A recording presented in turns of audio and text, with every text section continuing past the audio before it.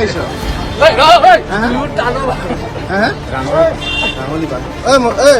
পাঞ্জলা কি চুৰ কৰিছিলে কি চুৰ কৰিছিলে পাট চুৰ কৰিছিলে ক'ৰ পৰা চুৰ কৰিছিলে কি নাম আব্দুল জলিল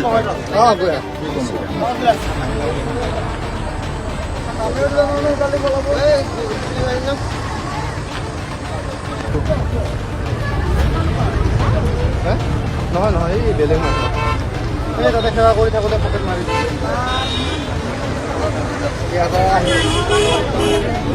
সঁচাকৈ এটা লাজ লগা কথা জুবিন দাৰ যি সমাধিক্ষেত্ৰ এক পবিত্ৰ স্থান এই পবিত্ৰ স্থানত এতিয়া একাংশ ফুৰা পাই লোক আৰু যোনবিলাক ড্ৰাগছ লৈ আহিছে কিছুমান লোকে ৰাতি নিশাৰ ভাগত 12 বাজিৰ পিছত আহে SOP জাৰি কৰাৰ পিছতো SOP ভংগ কৰি তেখেতসকলে আহি কিনে ইয়াতে উত্তাল কৰে আৰু লগতে জুবিন দাৰ যি গান সেই গান বিকৃত ৰূপত তেখেতসকলে গানবোৰ গায় আৰু বিকৃত ৰূপত তেখেতসকলে নৃত্য প্ৰদৰ্শন কৰে আৰু এইবিলাক এনেকুৱা ধৰণৰ কুকাৰ্য আচলতে জুবিন ক্ষেত্ৰখনত এটা তেখেতসকলে নিজক সন্মান দিবলৈ আহিছে লাজত হৈ পেলাইছে এনেকুৱা ধৰণৰ কুকাৰ্য নকৰিবলৈ আমি তেখেতসকলক সুখীয়াইছোঁ আৰু লগতে প্ৰশাসনক আমি দাবী জনাইছোঁ যে প্ৰশাসনে এইবিলাক মানুহৰ ওপৰত যাতে কঠোৰ শাস্তি প্ৰদান কৰে আৰু যাতে এইবিলাক লোকক কোনো কাৰণতে নিশা SOP জাৰি হোৱাৰ পিছত যাতে এইবিলাক লোকক এই পবিত্ৰ স্থানটোৰ ভিতৰলৈ সোমাব নিদিয়ে তাৰ বাবে প্ৰশাসনে এটা উচিত SOP এখন হাতত লয় আৰু লগতে তেখেতসকলে যাতে এনেকুৱা ধৰণৰ লোকক আৰু আমি কিছু সংখ্যক কেইদিনমানৰ পৰা দেখিবলৈ পাইছোঁ পকেট মাৰৰ সৃষ্টি বহুত হৈছে যোৱাকালিও দিনৰ ভাগতে দুজনকৈ পকেটমাৰ ধৰা পৰিছে আৰু আজি খন্তেক সময় আগতে এজন পকেটমাৰ নিজৰ ইয়াতে পবিত্ৰ স্থান বঙাইগাঁৱৰ পৰা এজন লোকে ভক্তলোকে তেখেতে জুবিন ক্ষেত্ৰ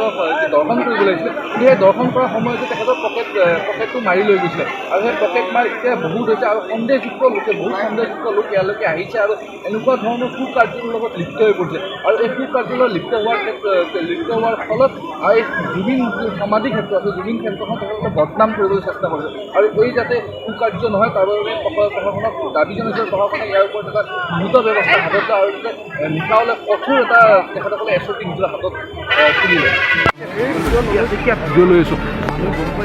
মানুহ গম পাব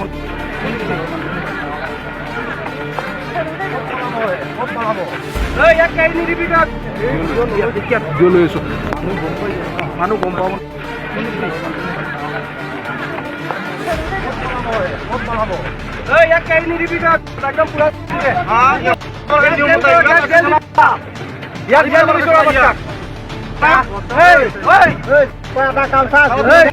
চেল্ফি লোৱাতে পিছফালে দি আহিছে মই এনেকৈ চেল্ফি লৈছোঁ ইয়াৰ পৰা পাছফালে দি কেনেকৈ এনেকৈ লৈ তাৰপিছত ইফালে গুচি গ'ল 500 টকা কিমান তাৰপিছত তাতে আছিল 1400 টকা 1000 টকা 500 টকীয়া দুখন আৰু 100 4খন 1400 টকা আছিলে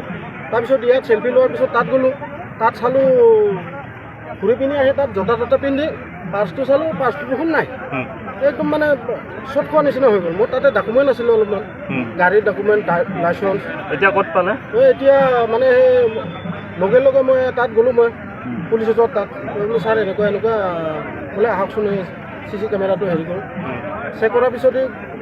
মানে গম পালোঁ সেই কৰি বোলে অলপমান ধৈৰ্য ধৰ আমি মানে বিচাৰি আছোঁ তাৰপিছত ময়ো বাহিৰত ওলোৱাৰ পিছত মানে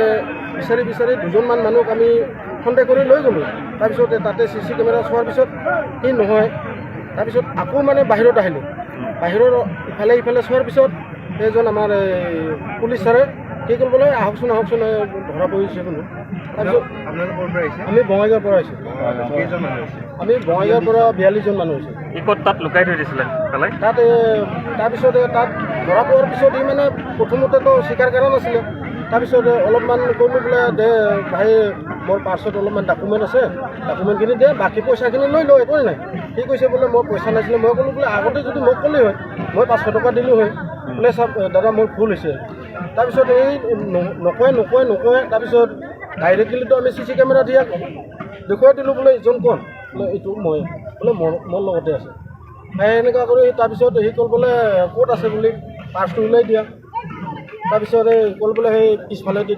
এগাল চোৰেৰে ভৰি পৰিছে আব্দুল জলিলৰ দৰে এগাল চোৰ ভৰি পৰিছে সমাধি ক্ষেত্ৰৰ বদনাম কৰিবৰ কাৰণে হয় দাদা হয় কিন্তু এইবিলাক মানে কি হ'ল বস্তুটা মানে কোনো কমপ্লেইন নকৰে আহিলে চুপচাপ ইয়াতো মানে গম নাপায় বাহিৰত গুচি যায় বাহিৰত যোৱাৰ পিছত চাই বেগত পইচা পাতি আছে নে নাই মোবাইল আছে নে নাই ইয়াতে আৰু ইমান ভিৰ ভাড়াকা হৈ যায় তাৰ কাৰণে মানে কি এনে মানে ৰৈয়ে আছে বস্তুখিনি কোনো মানে ধৰিবই পৰা নাছিল আজি আৰু হঠাতে ধৰা পৰিল এতিয়া